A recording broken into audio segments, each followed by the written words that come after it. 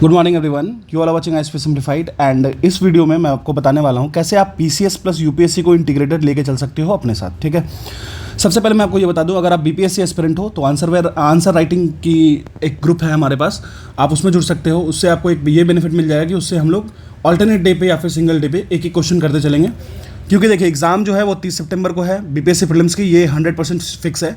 उसके जस्ट आपको दिसंबर में हो जाएगा मेंस, तो आपके पास बहुत कम समय बचेगा कि आप उसको अलग से इंटीग्रेट करके अलग से उसको प्रीलिम्स के बाद पढ़ें, तो ये पॉसिबल नहीं है। आपको शुरू से ही थोड़ा थोड़ा करके मेंस को भी करना पड़ेगा। ठीक है, और एक चीज़ और मैं बता दूं आपको, नंबर ऑफ सीट्स उतनी ज़्यादा भी नहीं है, जिसमें आपको ये भी आपको ध्यान रखना पड़ेगा कि बीपीएससी प्रीलिम्स की जो कंडीशन है वो भी एक तो अच्छे लेवल का क्वेश्चन आ रहा है, दूसरा क्या है, दूसरा ये हो रहा है कि क्वेश्चन का जो लेवल है साथ साथ में नंबर ऑफ स्टूडेंट्स कम लेंगे वो लोग, क्योंकि सीट्स कम है, तो आपको कट ऑफ अच्छे से क्लियर करनी पड़ेगी। और रही तीसरी बात, आप किसी भी स्टेट पीसीएस की तैयारी कर रहे हो, यूपी पीसीएस हो गया या फिर एमपी पीसीएस हो गया या आरएएस हो गया, आप इस जो बैच चलेगी डेली हम लोग का शेड्यूल आएगा, उसको आप ज्वाइन कर सकते हो। क्यों ज्वाइन कर सकते हो? क्योंकि देखिए हर एक पीसीएस की एक कॉमन सिलेबस होती है, उस कॉमन सिलेबस को हम लोग इंटीग्रेट करके रखेंगे। ठीक है, थोड़ा सा अलाइंड होगा बीपीएससी के रिजीम में, लेकिन आप इस बात का फोकस रखिएगा कि आप किसी भी पीसीएस की तैयारी कर रहे हो, यूपीएससी की तैयारी कर रहे हो, आप इस शेड्यूल को डेली फॉलो कर सकते हो। ठीक है, तो चलिए स्टार्ट करते हैं। पीसीएस प्लस यूपीएससी बीपीएससी 69 को के ओरिएंटेशन में ध्यान रखते हुए हमारे पास क्या क्या सोर्स होना चाहिए, ये पहले हम लोग समझ लेते हैं। सबसे पहला सोर्स अगर हम लोग बात करें तो इंडियन हिस्ट्री के केस में बात कर लेते हैं। एंशिएंट इंडियन हिस्ट्री के लिए ओल्ड एनसीईआरटी आपके पास होनी चाहिए। ठीक है, उसके बाद मेडाइवल इंडियन हिस्ट्री की बात कर ले, इसमें भी आपको ओल्ड एनसीईआरटी होनी चाहिए, ओल्ड वाली मतलब ओल्ड वाली। ठीक है, मॉडर्न इंडियन हिस्ट्री केस में एक बुक बहुत यूनिवर्सल है, Spectrum by Rajiv Ahir sir. ठीक है, तो इस बुक को आपको रखना है पास में। बहुत सारे लोगों का ये कंप्लेन होता है कि सर मैं इसको पढ़ नहीं पाता या पढ़ नहीं पाती, तो ये बुक अगर आप नहीं पढ़ पाते हो तो फिर ये थोड़ी सी मिस्टेक वाली बात है, थोड़ी सी गलती है। देखो आप इसको पढ़ने की कोशिश करो, बहुत ही सिंप्लीफाइड लैंग्वेज में लिखा है, फैक्ट्स डायरेक्टली लिखे हैं। ठीक है, तो आप इससे अगर आप बनाना चाहते हो नोट्स तो बना लो, नहीं तो हाईलाइट करो, मेरे अकॉर्डिंग हाईलाइट करना चाहिए। ठीक है, उसके बाद देखिए बीपीएससी कैसे बात करें तो आर्ट एंड कल्चर में मेंस पर्सपेक्ट से ज़्यादा क्वेश्चन पूछता है। ठीक है, तो एक नितिन सिंघानिया सर की नोट्स आती है, हालांकि इनकी बुक भी आती है, लेकिन आप नोट्स रख लो तो वो काफ़ी ज़्यादा हेल्पफुल होगा। उसमें से जो पोर्शंस आपके मेंस में आते हैं वो मैं आपको आंसर राइटिंग जो ग्रुप है उसमें करा दूंगा, सिंगल करके एक एक करके।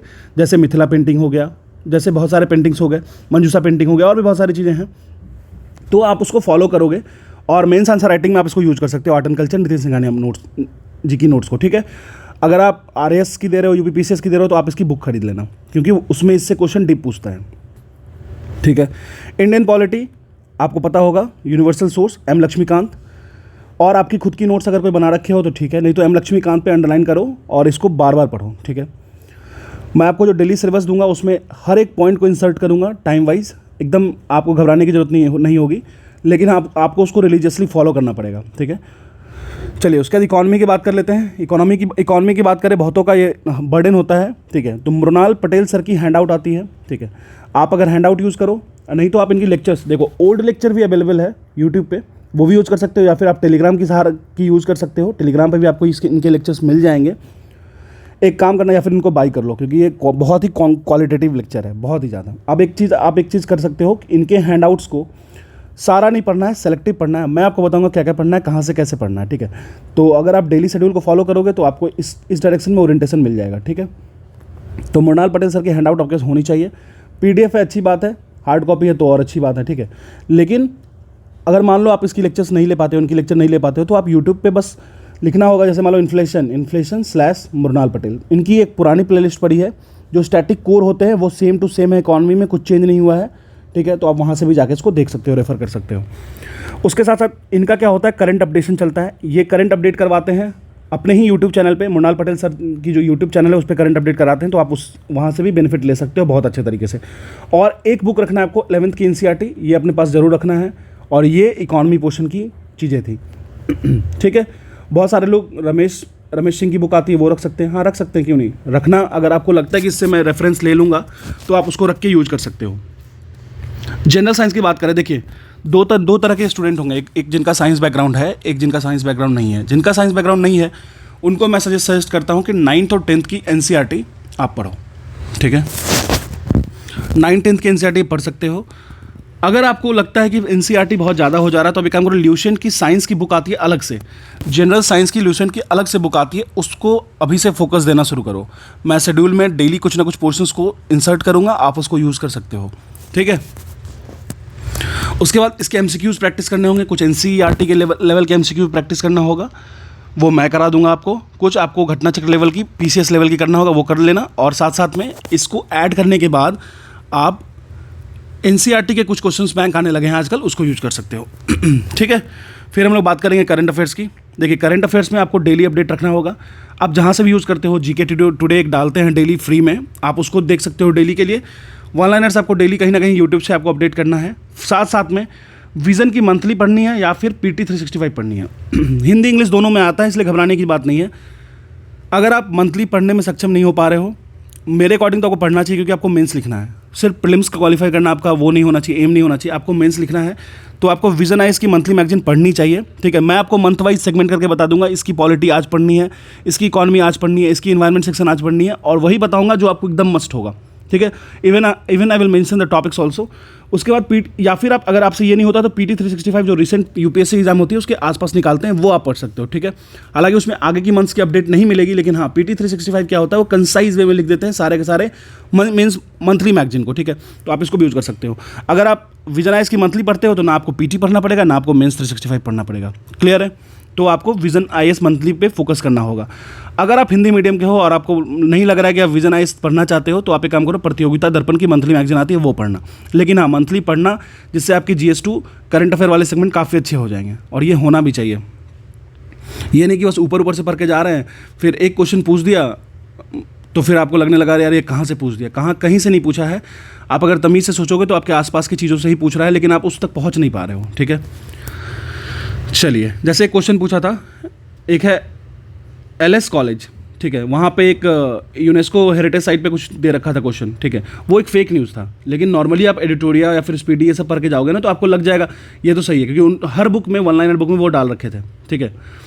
लेकिन न्यूज़ फेक था, और ये उठने के बाद इसको क्लियरेंस भी हुआ था, इस चीज़ पे क्लियर भी हुआ था। तो आपकी हर तरफ से मल्टी डायरेक्शनल दिमाग खोल के रखना पड़ेगा, समझ में आना चाहिए आपको कहाँ से क्या पूछ रहा है, कहाँ फेक है, कहाँ क्या है क्या नहीं है। उसके लिए आपको थोड़ा वाइडर पढ़ना पड़ेगा।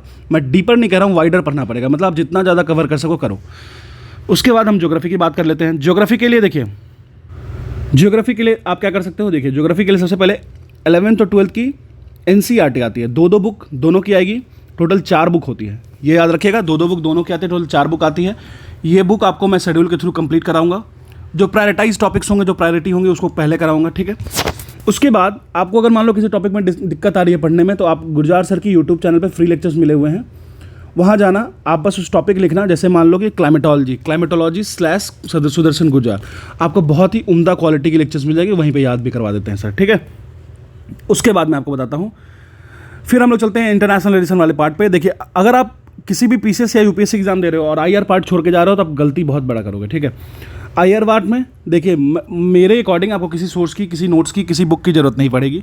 मेंस की 365 आती है, जो कि अब आने वाली होगी या आ चुकी होगी, अब एक बार देख लीजिएगा। लास्ट 1 ईयर या 2 ईयर का कंपाइलेशन आप एक बार देखिएगा, उसमें जितनी दी होगी उससे ज़्यादा नहीं करना है। हाँ अगर आपको मन करता है तो आप एक काम करना, मेंस 365 के शॉर्ट एंड क्रिस्प नोट्स बना लेना, वो आपके फेवर में होगा, लेकिन उससे ज़्यादा नहीं करना है। ठीक है। और हाँ आईआर के केस में आप न्यूज़पेपर्स एडिटोरियल जो फॉलो करोगे, वो भी बहुत ज़्यादा मदद देने वाला है आपको। इन्वायरमेंट सेक्शन की बात कर लेते हैं। कोई भी नोट्स जो आपके पास होगा, या फिर शंकर आईएएस की बुक, खास करके इसमें पॉल्यूशन पार्ट, ठीक है, खास करके इसमें ग्रीन हाउस गैस वाला पार्ट, ये बहुत आपको तमीज़ से करना पड़ेगा, क्लाइमेट वाला पार्ट। ठीक है। अब देखिए सबसे इंपॉर्टेंट एक पॉइंट आता है जिसको कहते हैं सीसैट। ठीक है। सीसैट में क्या है, सीसैट में बहुत ज़्यादा दिक्कत आता है। लास्ट टाइम मैं देख रहा था ईपीएफओ के प्रिपरेशन के वक्त, बहुत सारे बंदे ऐसे थे जो पूछ रहे थे सीसैट की कोई ये बता दो, कोई प्लेलिस्ट बता दो।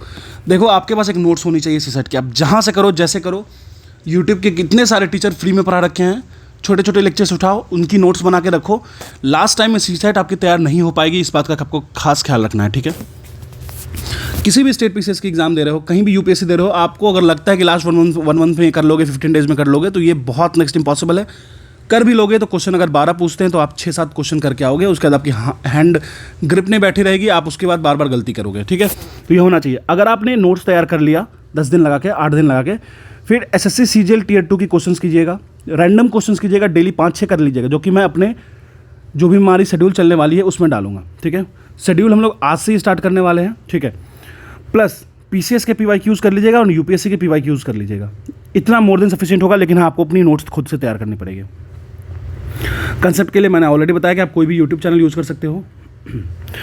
फिर देखिए, इतना करने के बाद एक आता है साइंस एंड टेक वाला पोर्शन। साइंस एंड टेक वाले पोर्शन को भी आप PT 365 या मेंस 365 विजन आई से कर लीजिएगा, ठीक है। उसके लिए कोई स्पेशल वो देने की ज़रूरत नहीं है, इम्फेसिस देने की ज़रूरत नहीं है। अब देखिए, हम लोग बात करते हैं PCS स्पेशल। देखिए, अगर आप बिहार PCS की तैयारी कर रहे हो तो आपको सबसे पहली अगर इंग्लिश मीडियम से हो तो क्राउन पब्लिकेशन, इंग्लिश मीडियम से हो तो भी आपको एक बिहार एक परिचय बुक आती है इम्तियाज़ अहमद सर की, वो लेना है। और अगर आप हिंदी मीडियम से हो तो भी आपको क्राउन की और बिहार एक परिचय इम्तियाज़ अहमद सर की लेनी होगी। इम्तियाज़ अहमद सर की मॉडर्न हिस्ट्री वाली पोर्शन बहुत ही उम्दा है, बहुत ही अच्छे तरीके से दे रखे हैं। क्राउन से जियोग्राफी वाले पोर्शन और पॉलिटी वाले पोर्शन को आप बहुत तमीज़ से कर सकते हो, बहुत ही एक्सटेंडेड रूप में बहुत ही अच्छा दे रखा है, ठीक है। जो भी कन्फ्यूजन एंड डाउट्स होंगे उसको हम लोग मिलकर सॉल्व कर लेंगे। उसके बाद अगर आप RAS या यूपी PCS या फिर MP PCS की तैयारी कर रहे हो तो आप कमेंट सेक्शन में मुझे बता सकते हो कि आपके लिए कौन सी बुक सबसे अच्छी होती है for that state special part, ठीक है। ऐसे वाले पार्ट में हम लोग अपने राइटिंग स्किल्स के बारे में बात करेंगे, लेकिन इसके लिए मैं सेपरेट वीडियो लाने वाला हूँ, ठीक है। तो ये हो गया हमारा बेसिक परफॉर्मा, बेसिक एक तरीके का कोर, जिससे हम लोग पूरी की पूरी फोकस करेंगे। 30 सितंबर को प्रीलिम्स है, उसको एकदम अच्छे से करना। देखो, कम से कम हमारा टारगेट होना चाहिए कि प्रीलिम्स में बहुत अच्छा परफॉर्म करना, क्योंकि प्रीलिम्स अगर आपके हाथ से निकलती है तो आप मेंस लिखने लायक ही नहीं होगे, ठीक है। फिर कोई फ़ायदा ही नहीं है डिस्कशन का।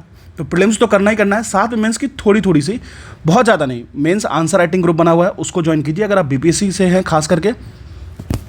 अदर PCS वाले भी ज्वाइन कर सकते हैं, जो बिहार स्पेशल क्वेश्चन नहीं होंगे, अलग पॉलिटी, इकोनॉमी, हिस्ट्री वाले क्वेश्चंस को आप कर सकते हो। आप खुद की PCS की जो वर्ड लिमिट होगी उसमें लिख के डालना और आपस में चेक करना होगा कॉपी को, ठीक है। एक मॉडल आंसर मैं खुद डालूंगा, उसके बाद आपस में चेक कर लीजिएगा आप लोग। क्वेश्चन मैं खुद प्रोवाइड करूँगा, ठीक है। तो ये काम स्टार्ट करते हैं। उसके बाद देखो, एग्ज़ाम में क्या हुआ क्या नहीं हुआ, फिर एग्ज़ाम कैसा गया, ये सब चीज़ सोचना हमारे हाथ में नहीं है। हमारे हाथ में है कैसे भी उसको स्ट्रंग करके रखना, कैसे भी उसको खींच करके रखना एग्ज़ाम से पहले तक। तो बस अपना पर्पस वही होना चाहिए, बाकी जो होगा नो वन नोज़, ठीक है। तो let's start with BPSC 69th and other PCS exam with UPSC integrated module. You all are watching ISP Simplified and I will simplified if I have something in my mind. Thank you.